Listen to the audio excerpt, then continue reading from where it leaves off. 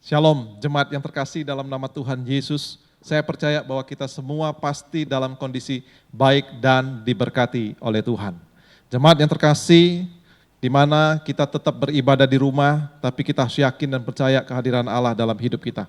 Biarlah kita juga di tengah-tengah pergumulan ini tetap setia dan tidak pernah tawar hati kepada Tuhan kita Yesus Kristus. Saya membacakan satu ayat untuk kita semua di dalam Amsal 24 ayat yang ke-10. Biarlah ayat ini sungguh-sungguh mengingatkan setiap kita.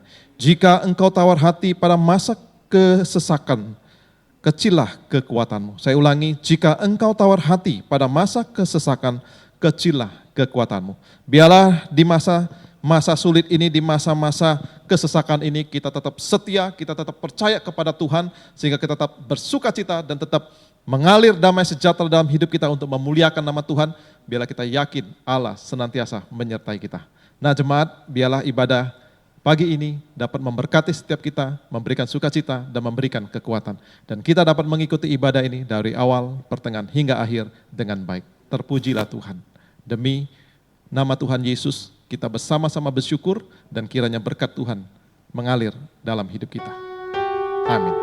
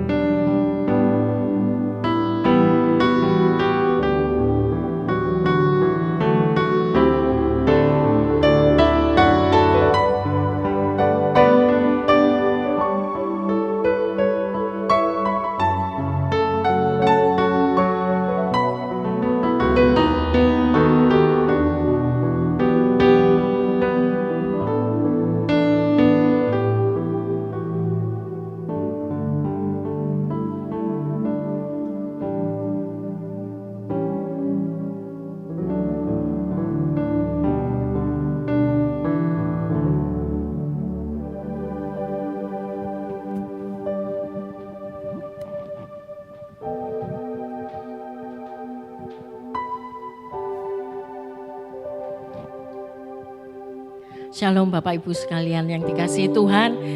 Pada pagi hari ini kita mau masuk di dalam ibadah. Mari kita bangkit berdiri, kita siapkan hati kita, pikiran kita untuk kita mengambil saat teduh untuk memulai ibadah pada pagi hari ini.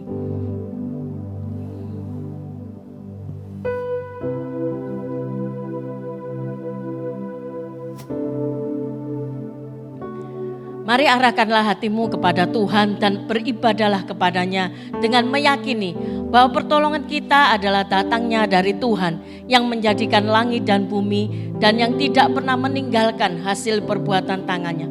Turunlah atas kita sekalian kasih karunia, damai sejahtera dari Allah Bapa, Allah Anak dan Allah Roh Kudus menyertai ibadah kita pada pagi hari ini.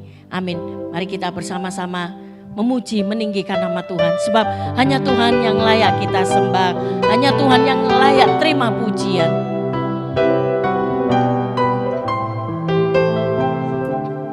Yesus, ku cinta Kau. Yesus, ku cinta Kau.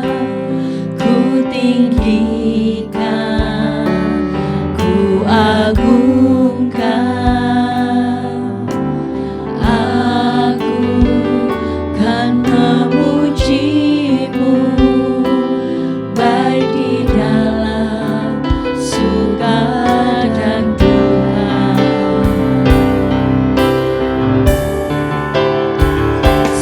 Kau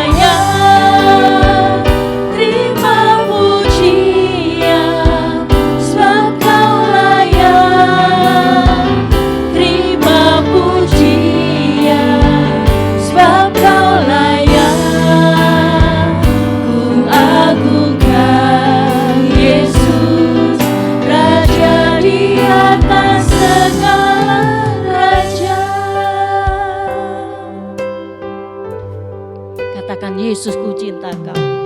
Yesus, ku cinta Kau, ku tinggikan, ku agungkan. Aku kan memuji-Mu, baik di dalam suka dan duka.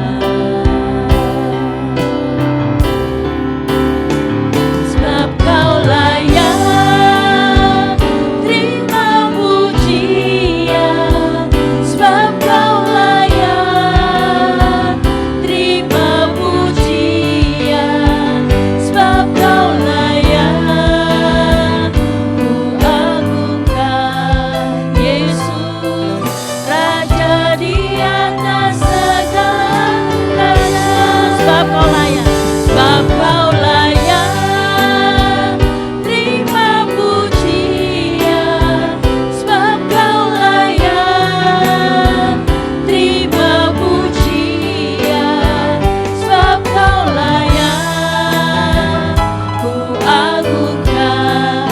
Yesus, Raja di atas segala raja, Raja di atas segala raja. Firman Tuhan berkata, tetapi jauhilah tahayul dan dongeng nenek-nenek tua. Latihlah dirimu beribadah. Latihan badani terbatas gunanya, tetapi ibadah itu berguna dalam segala hal. Karena mengandung janji, baik untuk hidup ini maupun untuk hidup yang akan datang. Jemaat dipersilakan duduk kembali. Kita tetap dalam hadirat Tuhan. Kita percaya bahwa saat ini kita boleh ada semua karena anugerah Tuhan. Mari kita mau rendahkan diri kita di hadapan Tuhan, di mana kita seringkali jauh daripada Tuhan.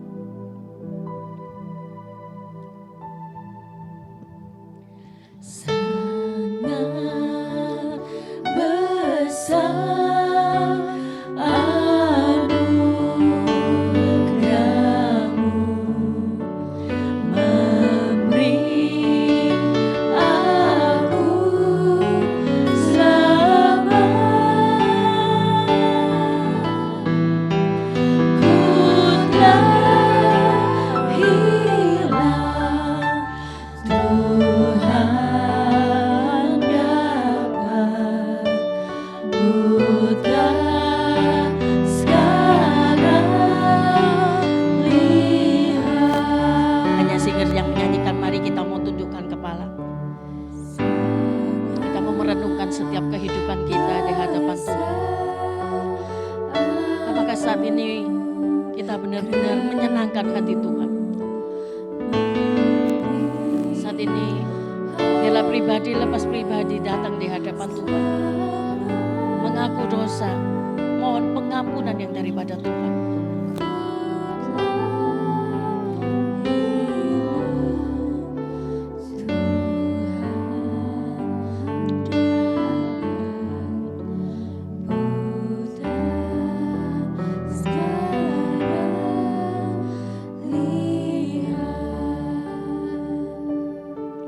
Tuhan, saat ini Engkau mendengar setiap pengakuan kami di hadapan-Mu ya Tuhan. Seringkali kami ini yang sudah menerima keselamatan, tapi seringkali pula kami tidak menjaga kehidupan kami itu. Ampuni kami ya Tuhan Yesus. Ampuni setiap kami, kuduskan layakkan kami di hadapan Engkau. Kami percaya Tuhan, kasih-Mu masih ada sampai sekarang. Biarlah ini menjadi kesempatan buat setiap kami, untuk kami terus hidup di dalam pertobatan. Hidup kami terus semakin hari semakin dipulihkan di dalam Engkau. Terima kasih Tuhan akan kasih-Mu. Terpujilah Engkau ya Tuhan. Inilah doa kami kepada Engkau ya Tuhan. Dan kami percaya setiap kami sudah dipulihkan di dalam nama Tuhan Yesus. Amin. Dan saat ini jemaat, mari terima berita anugerah yang terambil dari Kolose 1 ayat 13 sampai 14 yang berbunyi, Ia telah melepaskan kita dari kuasa kegelapan dan memindahkan kita ke dalam kerajaan anaknya yang kekasih. Di dalam Dia kita memiliki penebusan kita, yaitu pengampunan dosa. Mari kita bersama-sama bangkit berdiri, kita memperkatakan petunjuk hidup baru yang terambil dari 1 Petrus 1 ayat 14 sampai 16. Hiduplah sebagai anak-anak yang taat dan jangan turuti hawa nafsu yang menguasai kamu pada waktu kebodohanmu. Tapi hendaklah kamu menjadi kudus di dalam seluruh hidupmu sama seperti Dia yang kudus, yang telah memanggil kamu, sebab ada tertulis, kuduslah kamu sebab aku kudus. Ya, terpujilah Tuhan bahwa setiap kita saat ini belajar untuk selalu hidup kudus, dan biarlah firman Tuhan terus yang menjadi petunjuk hidup baru kita. Dan saat ini kita boleh merasakan di saat kita berjumpa dengan Tuhan ada sukacita besar. Mari kita sama-sama nyanyikan pujian hari yang terindah ketika aku jumpa dengan Yesus.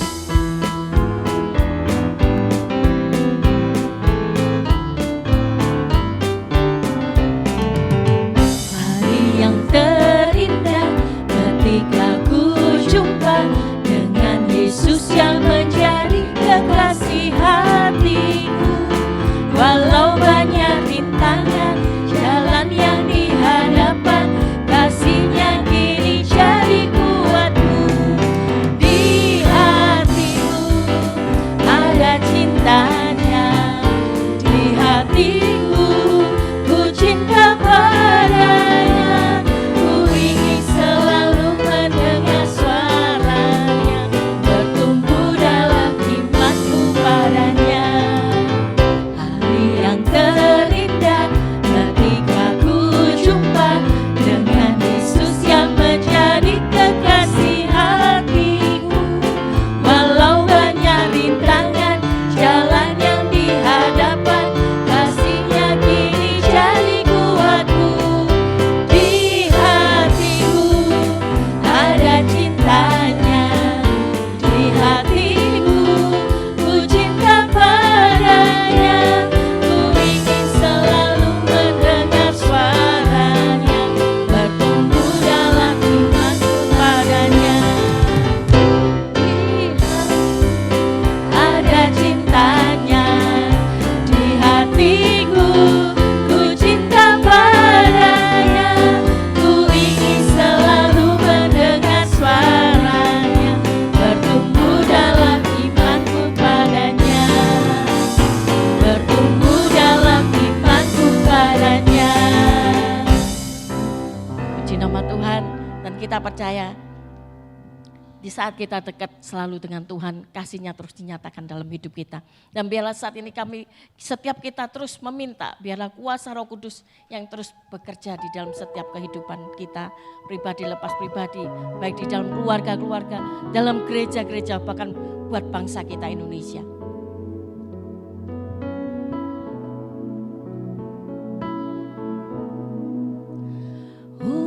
Urapilah kami dengan minyak baru, penuhilah kami dengan hadirat-Mu.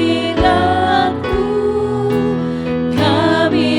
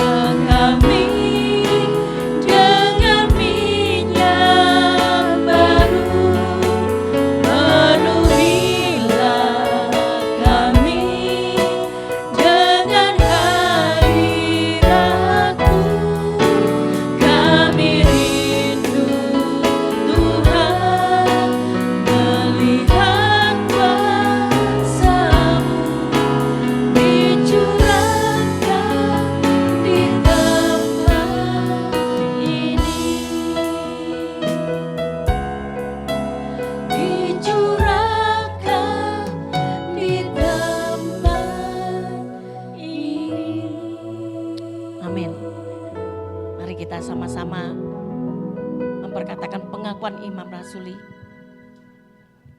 Aku percaya kepada Allah Bapa yang Maha Kuasa, Khalik langit dan bumi, dan kepada Yesus Kristus, Anak yang tunggal Tuhan kita, yang dikandung oleh Roh Kudus, lahir dari anak darah Maria, yang menderita sengsara di bawah pemerintahan Pontius Pilatus, disalibkan, mati dan dikuburkan, turun ke dalam kerajaan maut.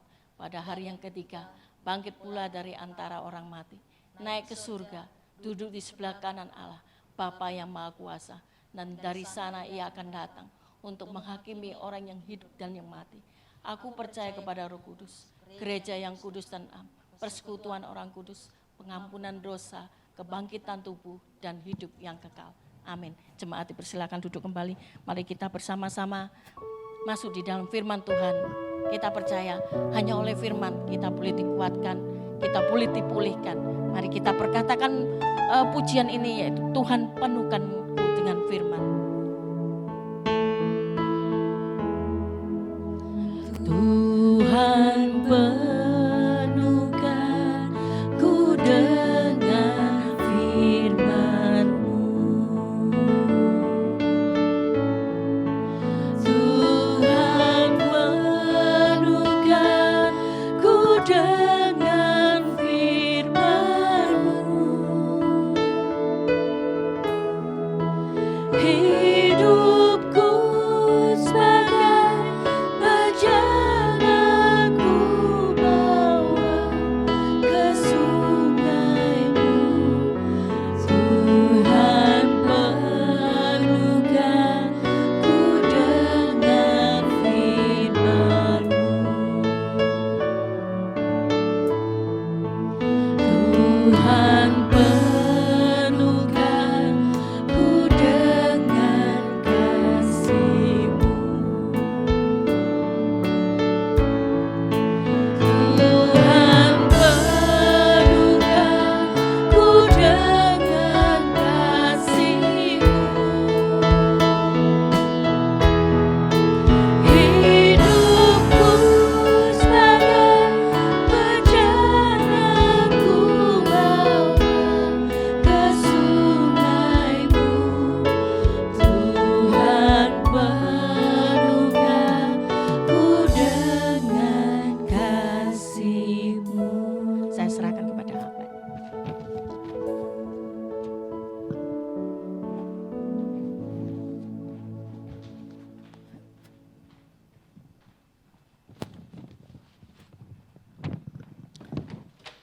Mari kita tundukkan kepala, kita mau berdoa, mempersiapkan hati kita mendengarkan firman Tuhan. Bapa Sorgawi, kami bersyukur untuk kasih dan kemurahan Tuhan yang tidak pernah ada habisnya untuk kami semua. Kami menghampiri Engkau dengan hati penuh ucapan syukur. Karena kami sadar kami hidup hanya karena anugerah Allah. Kami ada hingga hari ini, keluarga kami ada utuh hingga hari ini. Semuanya dimungkinkan karena kami boleh hidup di dalam anugerah Allah. Terima kasih Tuhan. Dan saat ini kami menyerahkan hati kami, hidup kami sepenuhnya pada pimpinan Tuhan. Kerinduan kami melalui kebenaran firman Tuhan, kami dicelikkan, kami boleh diubahkan, kami boleh dibaharui menjadi serupa dengan Kristus. Berfirmanlah, dalam Kristus Yesus kami berdoa. Amin. Shalom Bapak Ibu yang dikasihi Tuhan. Saya sungguh berbahagia, bersyukur karena hari ini saya mendapatkan kesempatan untuk sharing firman Tuhan di tengah-tengah keluarga besar GKT yang ada di tempat ini. Dan saya diberikan sebuah tema tentang keluarga yang hidup dalam habitat anugerah. Saudara, saya ingat kira-kira sekitar 20 tahun yang lalu, saya ingat pada waktu itu saya masih mahasiswa, saudara, di sebuah kampus. Dan pada waktu itu kami mengadakan KKR dan saya seorang peserta, begitu ya, saya duduk manis. Dan saudara, ketika khotbah itu selesai, kemudian hamba Tuhannya melakukan altar call, waktu itu kami semua ditantang untuk mengampuni orang yang paling melukai kami. Dan pada waktu itu saudara, tiba-tiba Ada seorang teman saya ini seorang pria, dia tinggi, gagah saudara, badannya cukup kekar. Tiba-tiba dia menangis sejadi-jadinya saudara. Dia menangis sejadi-jadinya kemudian dia berkata, tidak, papa terlalu jahat. Tidak, papa terlalu jahat. Saya terlalu sakit. Saudara, rupanya dia sulit sekali mengampuni papanya dan luka itu dia sudah pendam puluhan tahun saudara. Dia sulit sekali untuk mengampuni papanya karena dia merasa dia sudah dilukai, dia sudah dilecehkan.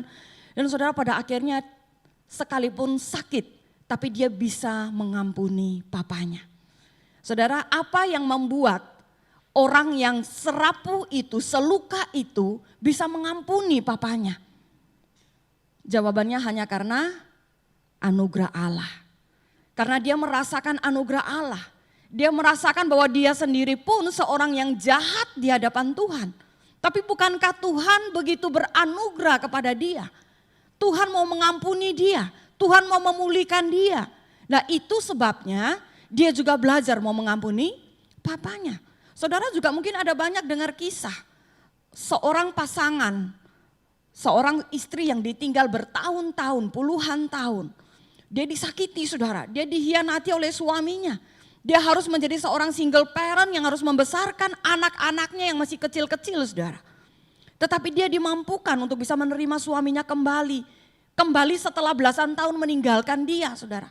Pertanyaannya, apa yang membuat ibu ini bisa menerima suaminya kembali?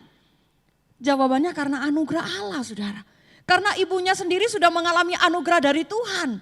Anugerah itu yang memampukan dia bisa mengampuni suaminya. Saudara lihat bahwa hidup dalam anugerah Yesus Kristus itu menjadi pilar yang paling kuat. Sehingga kita bisa membangun sebuah rumah tangga, sebuah keluarga yang kokoh. Sekali lagi, kalau saudara mau bangun sebuah keluarga yang kokoh, saudara mau punya pernikahan yang kokoh, pilar yang paling utama yang harus saudara punyai adalah anugerah dari Yesus Kristus. Anugerah apa dari Yesus Kristus? Anugerah yang paling luar biasa, itu bukan hanya sekedar makan, minum, pakai, bisnis saudara diberkati, bukan hanya sekedar itu saudara. Yang paling besar anugerah yang sudah Tuhan berikan bagi kita adalah dia mau datang ke dunia ini. Dia mau mati bagi saudara dan saya. Dia mau menanggung semua hukuman dosa. Dia mau mengampuni kita. Dia mau melayakkan kita menjadi anak-anak Allah. Saudara, ini anugerah yang paling besar. Dan anugerah ini bukan hanya berguna bagi kita secara personal, tetapi juga berguna untuk mengokohkan setiap keluarga yang kita bangun. Saudara, bisa kita renungkan, mengapa saudara mau mengampuni pasangan saudara? Semua kita, semua rumah tangga, semua pasangan, semua kita pasangan dari seseorang bukan? Bagi yang sudah menikah, yang belum menikah kan ya nggak tahu yang mana ya. Yang sudah menikah kita kan pasangan dari seseorang dan kita harus mengakui bahwa bukankah kita bukan pasangan yang baik? Bukankah berkali-kali kita berkomitmen melakukan sesuatu yang baik, sesuatu yang benar, tapi bukankah berulang kali kita juga jatuh, kita gagal? Saudara, apa yang membuat kita bisa menerima pasangan kita? Memberikan kesempatan lagi kepada mereka. Bukankah kita semua statusnya anak? Bukankah kita juga punya orang tua yang tidak sempurna? Bukankah banyak kali kita juga kecewa dengan orang tua kita? Pertanyaannya, apa yang membuat saudara tetap respect dengan orang tuamu? Saudara, saya tetap mendorong keluarga hari ini, orang-orang yang sudah membangun keluarga baru. Jangan lupakan orang tuamu. Cintai mereka, perhatikan mereka sungguh-sungguh. Lakukan semua yang bisa saudara lakukan untuk menunjukkan cinta kasihmu bagi orang tua. Loh, tapi papaku tuh jahat. Ibu enggak tahu dulu papa tuh kalau pukul, waduh mengerikan. Saudara, sekalipun. Loh, mamaku tuh loh kalau ngomong enggak enak. Saya tuh enggak punya kenangan yang manis tentang mama saya. Sekalipun saudara. Saudara dan saya diperintahkan untuk mengasihi orang tua bukan karena mereka layak untuk dicintai. Kita diperintahkan untuk mencintai, mengasihi, menghormati orang tua. Itu karena memang kehendak Tuhan. Dan itu cukup menjadi alasan bagi kita untuk menghormati mereka. Saudara-saudara perhatikan, kalau saudara tidak memiliki anugerah Yesus Kristus dalam hidupmu, saudara enggak punya modal bukan?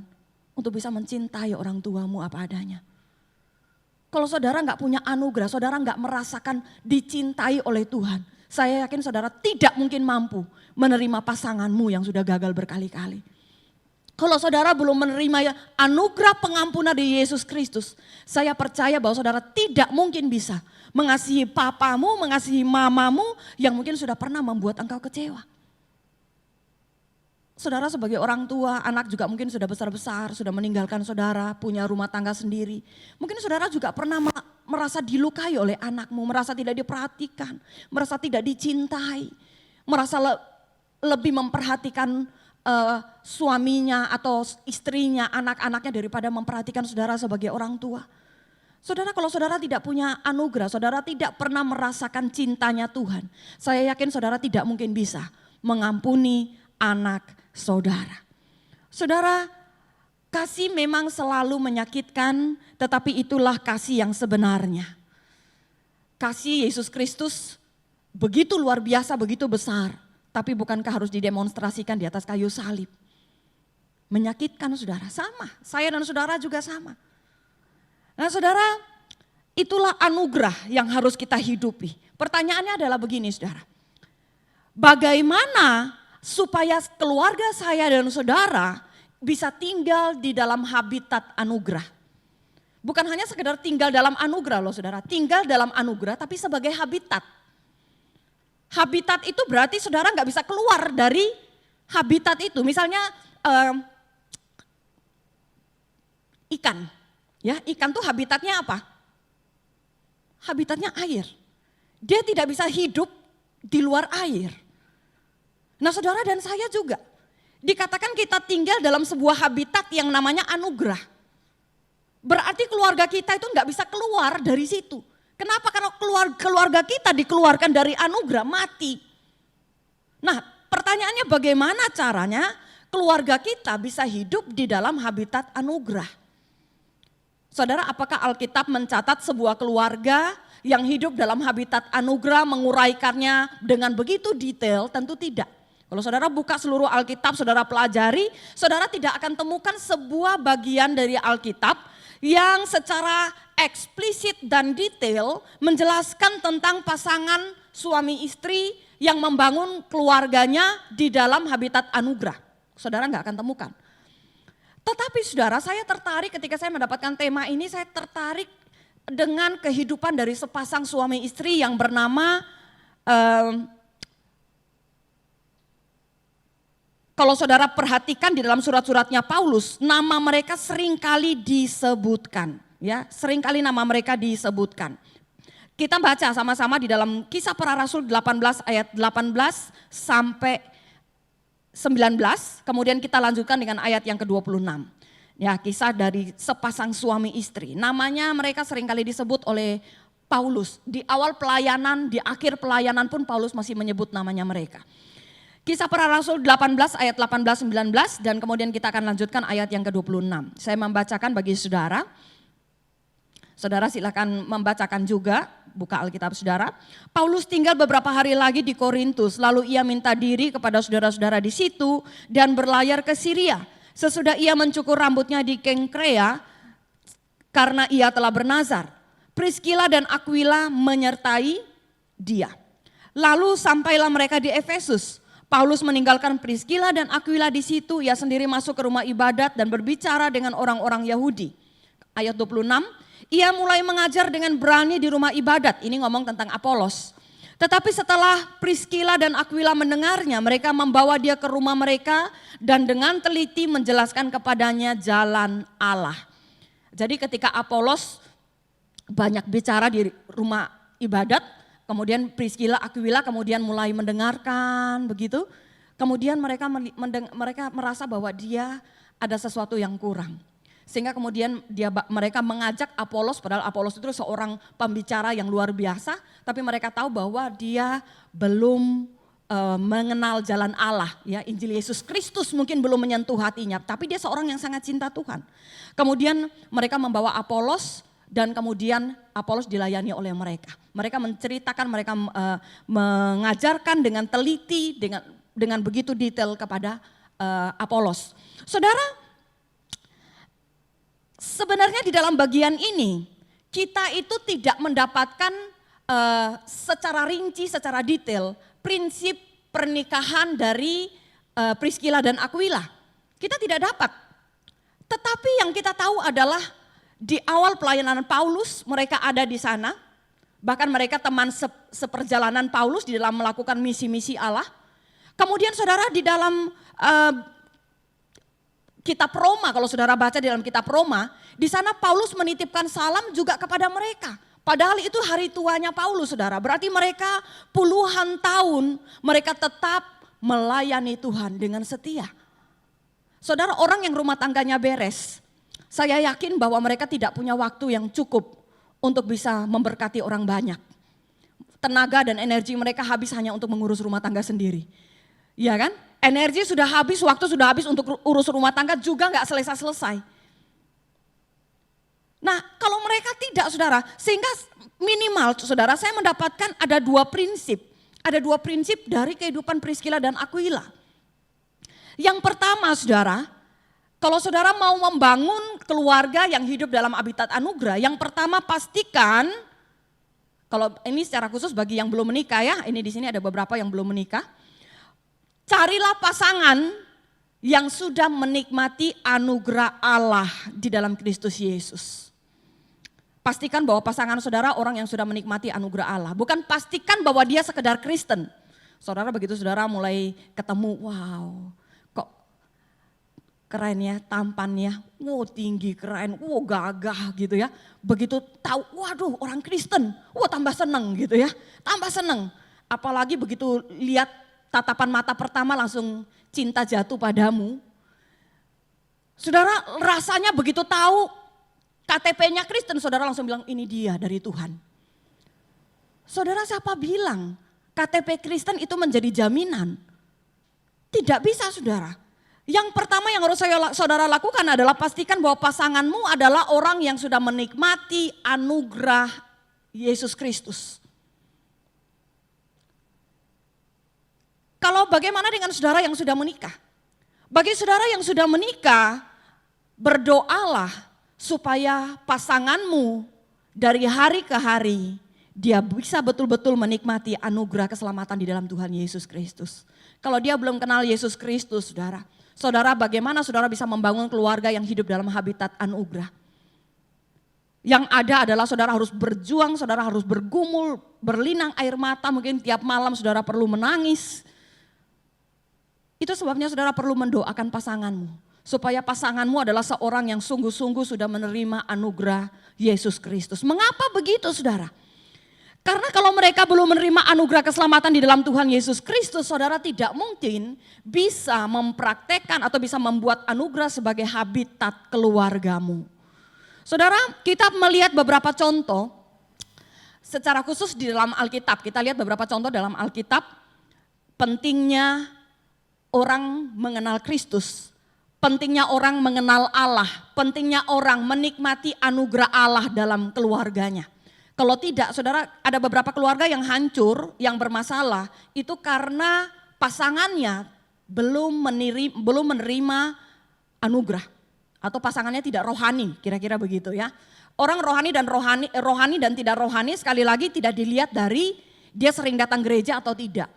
Oh kalau setiap hari Senin dia datang gereja bantu-bantu, yang bersih-bersih gereja begitu ya, saking rajinnya saudara. Selasa biasanya persekutuan ibu-ibu gitu ya, Rabu persekutuan doa gitu kan, Kamis persekutuan ibu-ibu lagi gitu kan. Hari Jumat, oh itu persekutuan dewasa, semua diikuti saudara. Kemudian saudara bilang, wow orang ini orang yang sangat rohani. Enggak, orang rohani tidak ditentukan dari aktivitasnya. Tidak terlihat dari kata-kata. Jadi kalau misalnya kita ngobrol dengan dia, puji Tuhannya tuh keluar bisa 10 kali padahal kita ketemunya enggak sampai 5 menit saudara. Puji Tuhannya bisa keluar 10 kali. Apakah itu seorang yang rohani? Belum tentu. Sekali lagi rohani tidak ditentukan dari aktivitasnya di dalam gereja.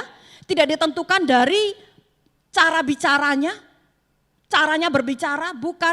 Tetapi ditentukan dari apakah dia sudah menerima anugerah Allah melalui keselamatan di dalam Yesus Kristus atau tidak. Itu yang paling penting saudara. Nah saudara kita lihat contoh yang paling terkenal itu Abraham dan Sarah. Abraham dan Sarah. Saudara, Abraham dan Sarah, kita lihat bahwa mereka punya persoalan ketika mereka menantikan janji Tuhan. Tuhan berjanji bahwa mereka akan mendapatkan keturunan sebanyak bintang di langit, sebanyak pasir di laut, begitu ya, pasir di laut.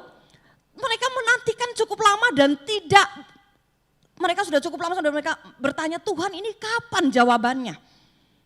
Dan saudara, akhirnya Sarah, dia mendorong supaya budaknya diambil oleh Abraham. Ini karena kurang beriman, saudara. Ini karena kurang beriman, meragukan Tuhan. Dia meragukan Tuhan, menurut saya Sarah tidak rohani cara berpikirnya. Dia meragukan Tuhan sehingga kemudian dia mendorong Hagar diambil oleh suaminya. Kemudian setelah Hagar punya anak, timbullah masalah besar.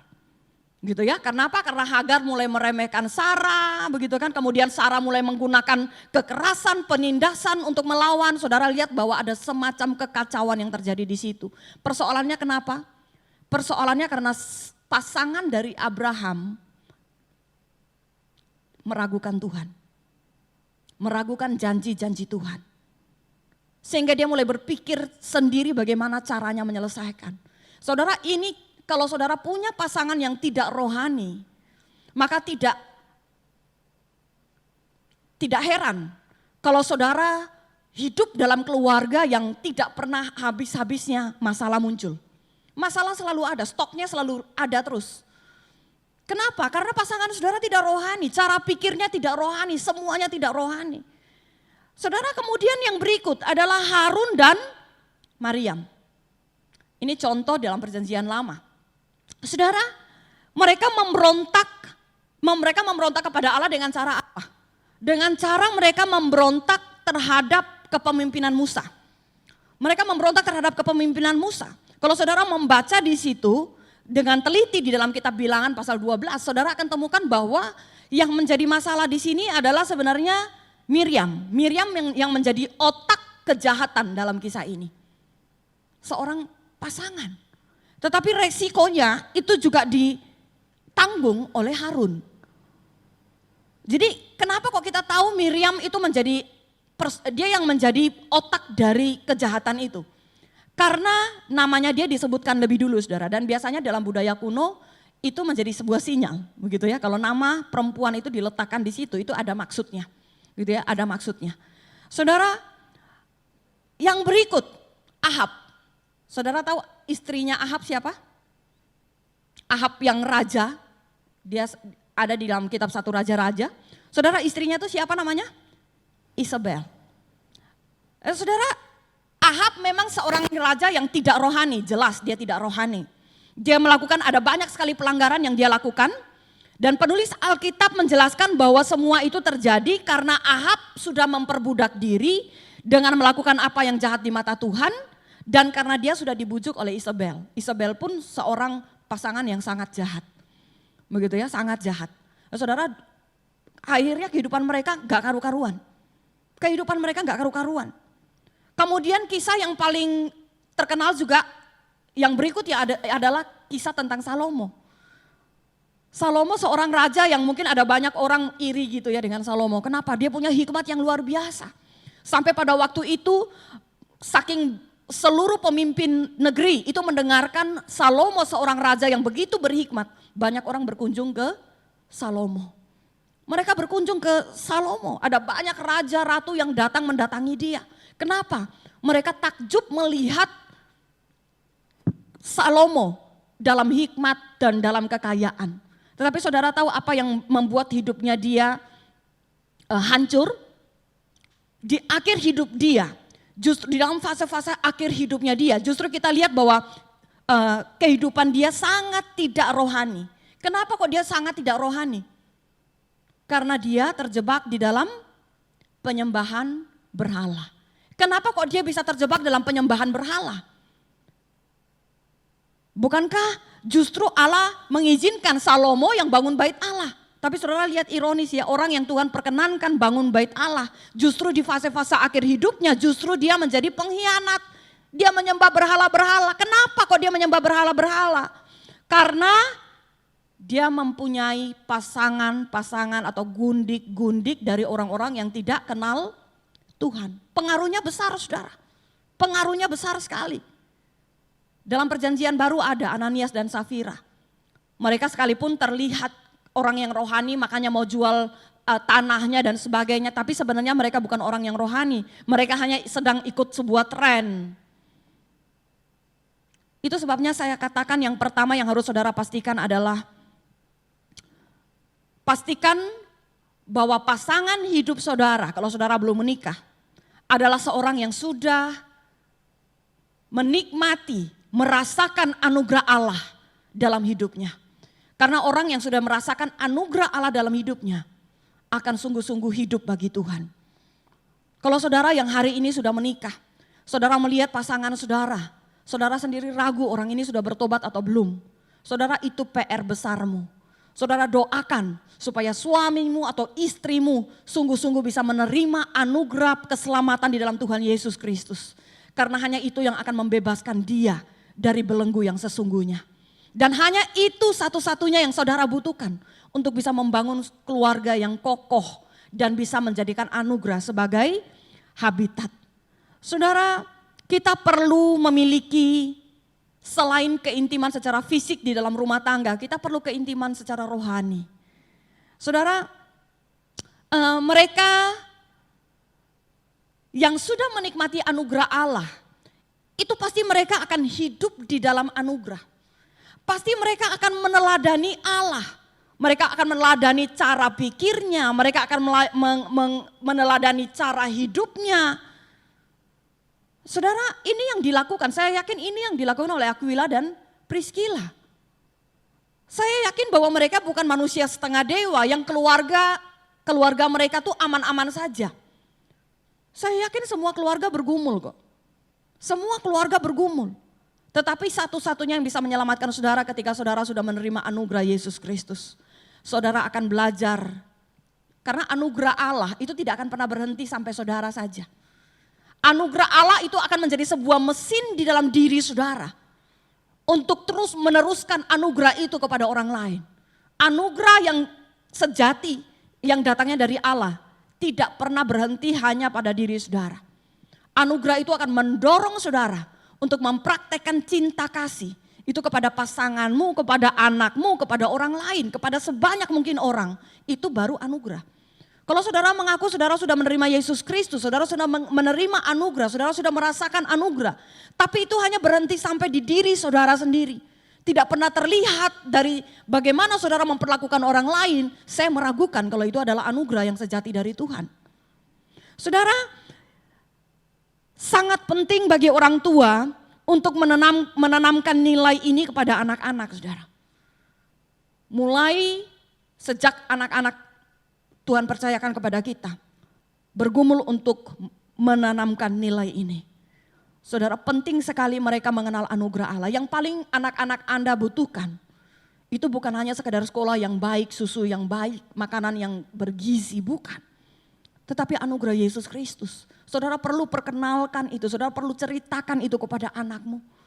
Dan sampai saatnya perlu menanamkan nilai bahwa penting sekali dia untuk mendapatkan pasangan yang sudah merasakan anugerah dari Tuhan Yesus. Kalau orang pasanganmu itu tidak kenal Yesus Kristus, akan sulit sekali untuk bisa hidup di dalam kedamaian yang sesungguhnya. Saudara, banyak orang tua yang hanya memperhatikan ketika mencari jodoh buat anak. Itu seringkali yang menjadi objek penelitian, itu justru yang lahiriah, saudara. Saya beberapa waktu yang lalu, saya punya tante ya, dia nikah dengan om saya, jadi saya panggil dia tante. Saudara, dia punya ponakan gitu ya, jadi dia punya ponakan, tuh menikah dengan satu orang kaya sekali gitu ya, jadi dia punya beberapa toko yang sangat terkenal, kalau saya brandnya saya sebutkan saudara tahu gitu ya, jadi di satu kota, ada satu kota tertentu, kota yang sangat terkenal, kemudian juga punya beberapa toko yang hebat-hebat saudara. Dan kita tahu bahwa sebut nama kota itu aja tuh kita langsung tahu. Mayoritas pasti bukan Kristen. Saudara, tiba-tiba jadi dia punya ponakan nikah dengan anak dari yang punya toko itu, saudara. miliarder. Saudara nikahnya aja tuh nggak tahu berapa prosesi macam-macam dari adat apa itu, ngeri. Saudara kemudian tamu-tamunya yang didatangkan, saudara itu semua hotel bintang 5 di satu kota itu. Servis yang diberikan juga servis-servis yang sangat luar biasa.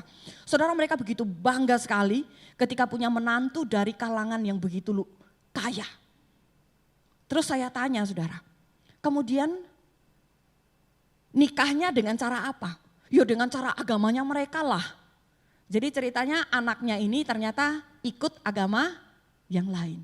Tapi kalau saudara lihat kehidupan reaksi respon dari seluruh keluarga yang saudara bangganya tuh luar biasa. Kenapa? Karena jadi menantu orang yang sangat kaya. Apa yang mau dibanggakan saudara? Nah, tapi inilah yang terjadi. Seringkali bahkan orang Kristen pun saudara ketika milih mantu yang menjadi pertimbangan itu hal-hal yang lahiriah. Saya nggak bilang hal-hal yang lahiriah tidak boleh diperhatikan. Sembarang aja pilih nggak apa-apa, pengangguran nggak apa-apa. Enggak, saya nggak bilang begitu saudara. Itu penting, tetapi itu bukan menjadi pertimbangan utama. Pertimbangan utama yang harus dipastikan adalah apakah pasangan dari anakmu kelak adalah seorang yang sudah menikmati anugerah dari Yesus Kristus. Karena hanya orang yang sudah menerima anugerah dari Tuhan Yesus Kristus lah yang mampu menerima pasangannya yang gagal. Anak kita kan bukan anak yang imun terhadap dosa ya. Anak kita ya akan jatuh bangun di dalam pergumulannya. Dan tidak ada orang yang bisa menerima kecuali orang itu betul-betul menerima anugerah dari Yesus Kristus. Sehingga dia akan belajar dari Tuhan Yesus Kristus. Saudara dalam pergumulan saya pun anugerah Tuhan ini betul-betul menolong saya. Ini anugerah Tuhan itu menolong saya. Ketika saya sulit untuk mengampuni si A, ketika saya sulit mengampuni pasangan, ketika saya sulit mengampuni si B, si C, orang-orang yang menyakiti saya. Saudara yang memampukan saya untuk tetap bilang Tuhan saya mengasihi mereka. Yang bisa memampukan saya ngomong gitu, itu karena saya mengingat anugerah Tuhan Yesus. Bukankah saya lebih jahat dari mereka di hadapan Tuhan? Bukankah dosa saya kepada Tuhan itu jauh lebih besar? Tuhan aja loh mau mati bagi kamu, orang yang begitu berdosa. Kenapa sekarang kamu gak bisa mengampuni mereka? Dosa mereka tuh loh gak ada apa-apanya dibanding dosamu.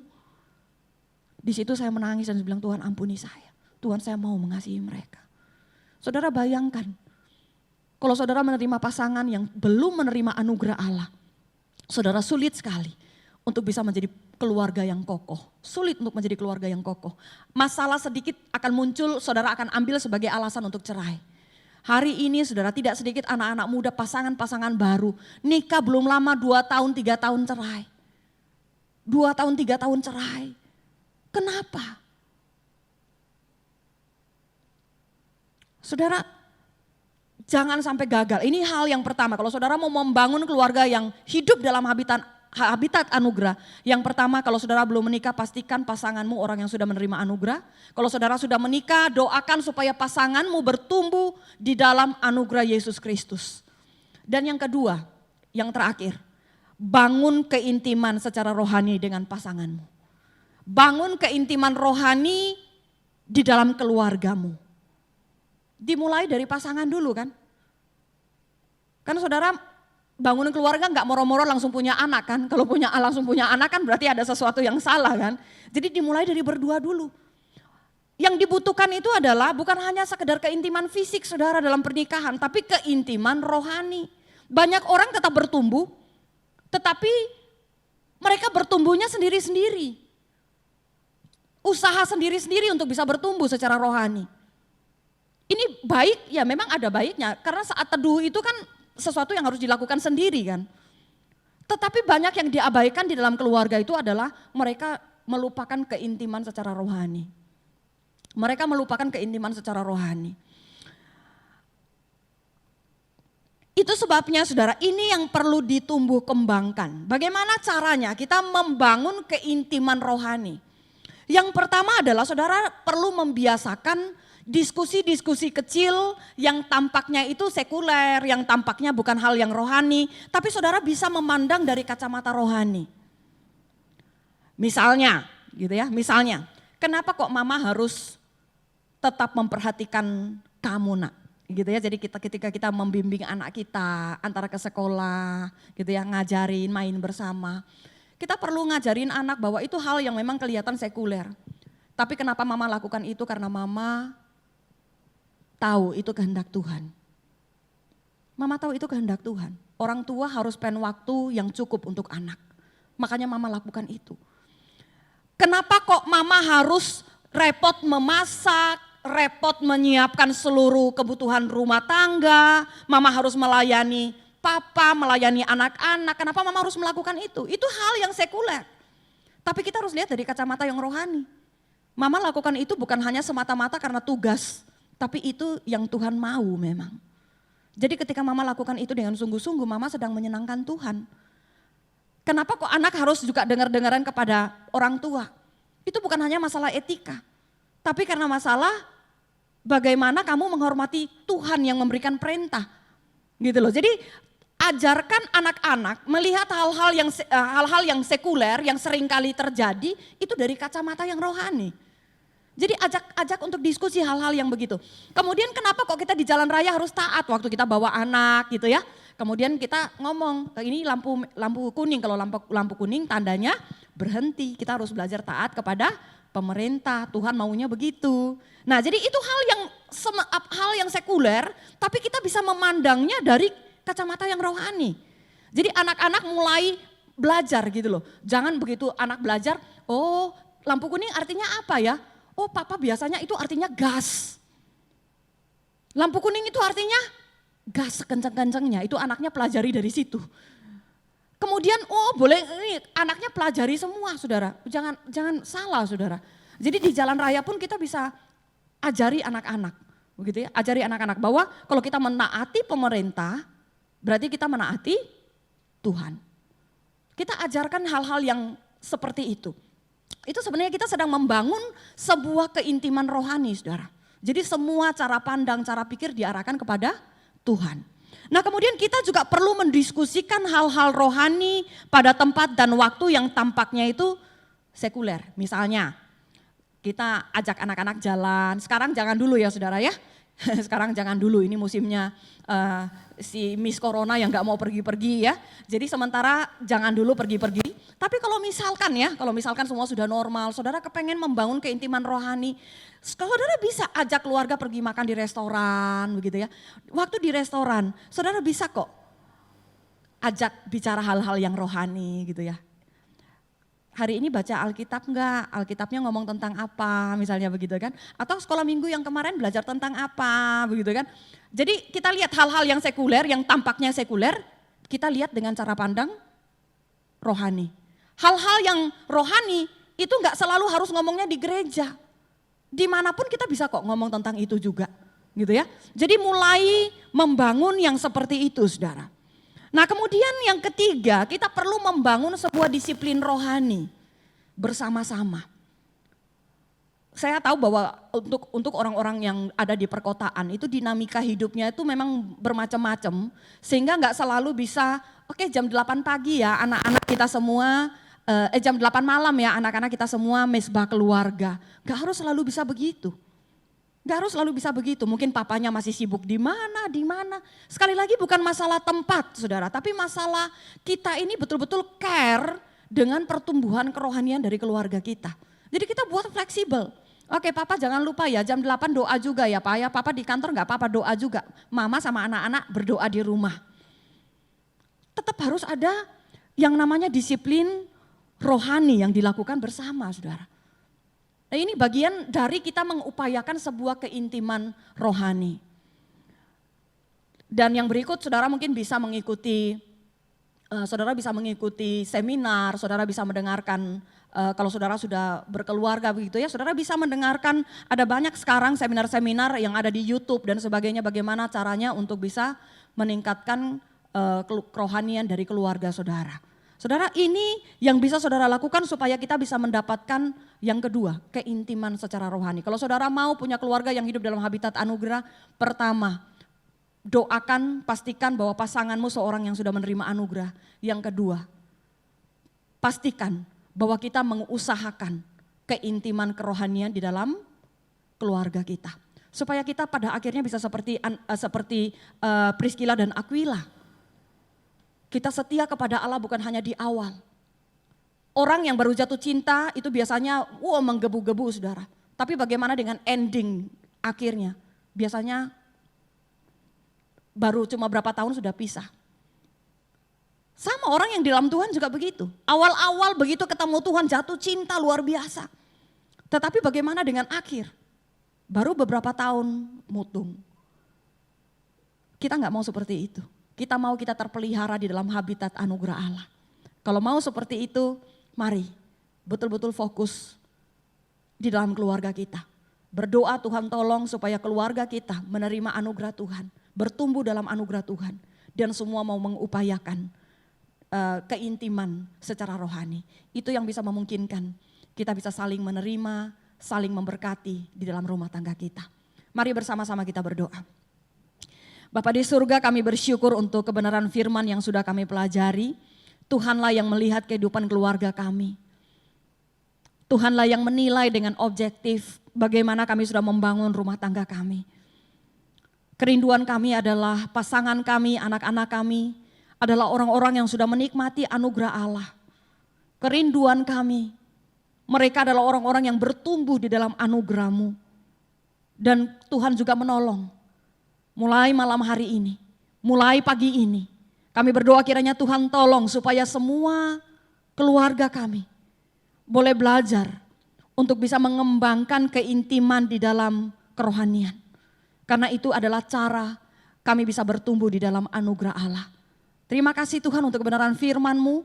Hamba berdoa kiranya Tuhan menolong seluruh jemaat Tuhan yang akan terus bergumul di dalam keseharian mereka. Kiranya Tuhan memberkati kami sekalian, hanya dalam Kristus Yesus kami berdoa. Amin.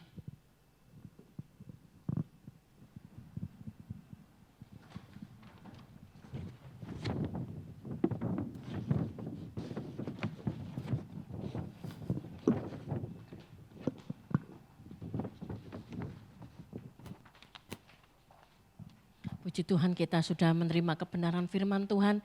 Biarlah kita terus hidup di dalam anugerah Tuhan untuk kita terus bertumbuh di dalam Tuhan. Dan saatnya kita memberikan persembahan dan kita bawa persembahan di hadapan Tuhan.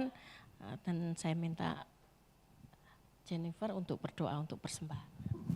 Mari kita berdoa. Bapa kami yang di surga, terima kasih ya Tuhan, sungguh terima kasih untuk anugerah, untuk berkat yang Kau berikan kepada kami dalam hidup kami setiap harinya ya Tuhan. Tak peduli walaupun dalam masa pandemi ya Tuhan, berkat-Mu terus tercurah dalam kehidupan kami. Kiranya ya Tuhan, Engkau juga terus memberkati ya Tuhan, persembahan yang akan diberikan nantinya ya Tuhan. Berkatilah tangan-tangan yang memberi maupun tangan-tangan yang mendapat memberi ya Tuhan. Kiranya setiap persembahan yang diberikan berkenan di hadirat-Mu.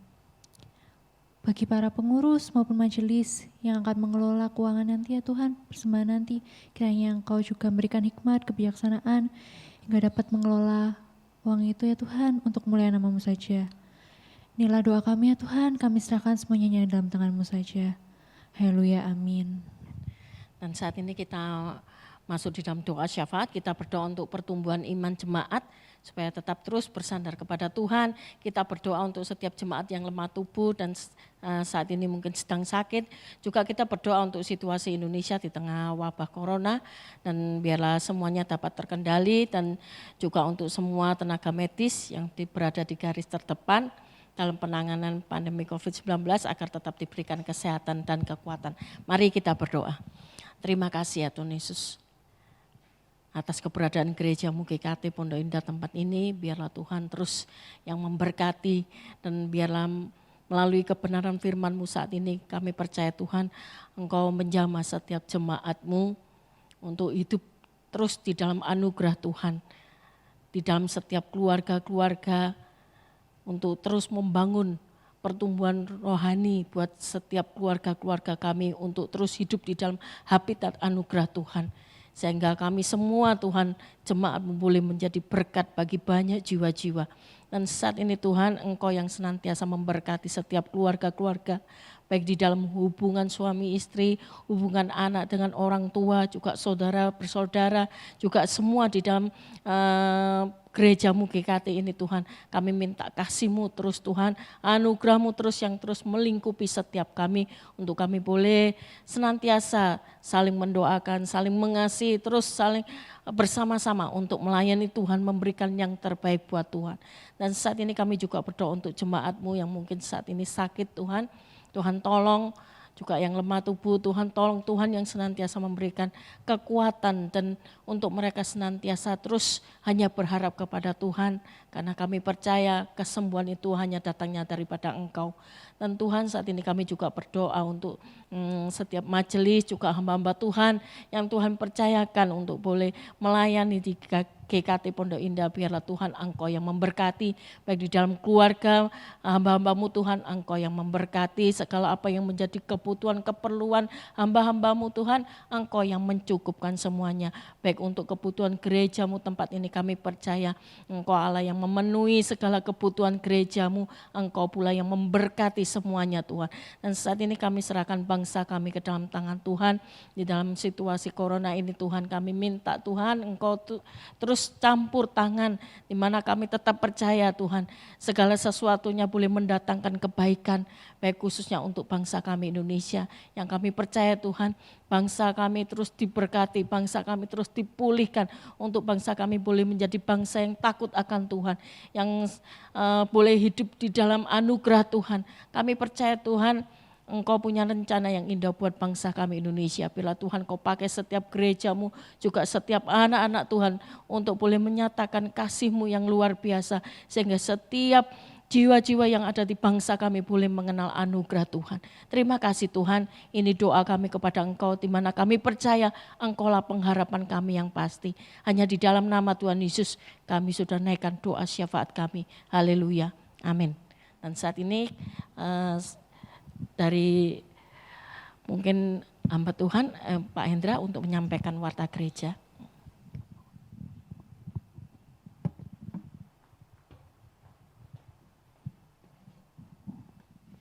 Shalom, jemaat yang terkasih. Kita bersyukur karena Tuhan terus memimpin, menyertai dan memelihara hidup kita sampai hari ini. Kita percaya bahwa Tuhan tidak akan pernah meninggalkan kita, ya. Bapak Ibu yang terkasih dalam nama Tuhan Yesus, pada kesempatan ini juga kita mengucapkan banyak terima kasih untuk pelayanan Ibu Pendeta Novida Lasa, ya, dari REK Bu ya, dari REK ya. Ya, terima kasih untuk pelayanannya, kiranya Tuhan memberkati pelayanan dan keluarga. Ya, Bapak Ibu yang terkasih dalam nama Tuhan Yesus, pada warta kali ini kami atas nama hamba Tuhan dan majelis, secara khusus bidang misi mengucapkan terima kasih kepada jemaat atas partisipasi di dalam program bidang misi.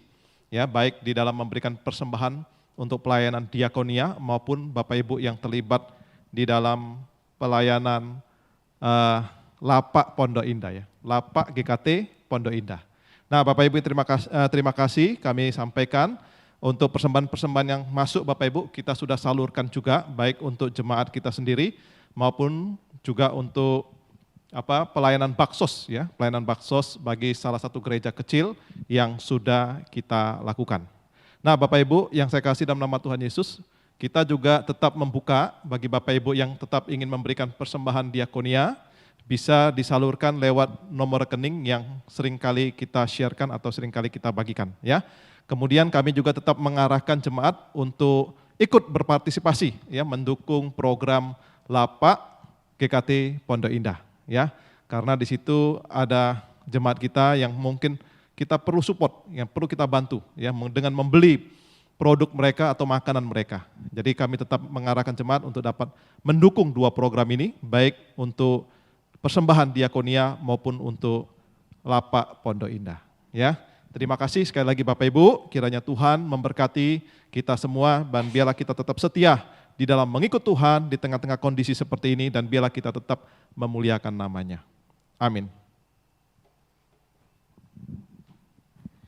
Mari jemaat kita bangkit berdiri, kita kembalikan segala kemuliaan hanya bagi Allah Bapa, Allah Putra dan Allah Roh Kudus.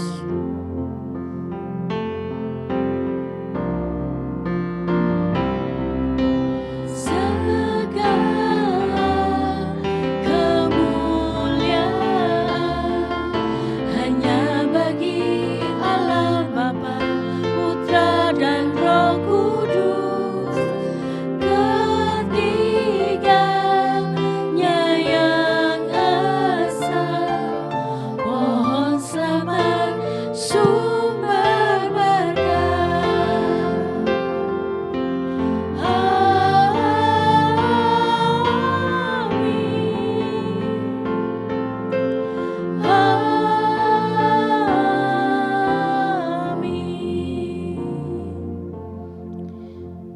Saudara, setelah firman Tuhan disampaikan, maka saya selaku hamba Allah mengutus saudara untuk kembali ke dalam kehidupanmu yang sesungguhnya.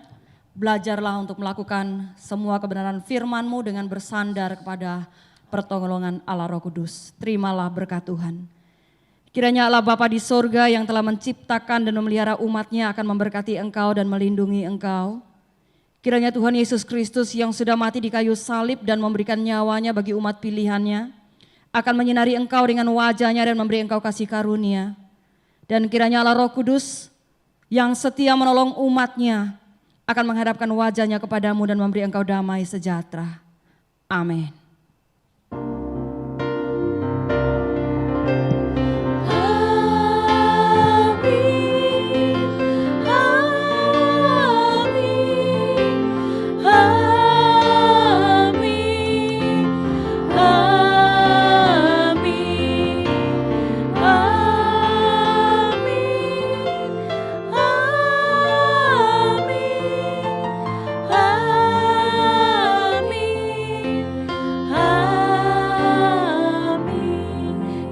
Silakan duduk kembali, mengambil saat teduh.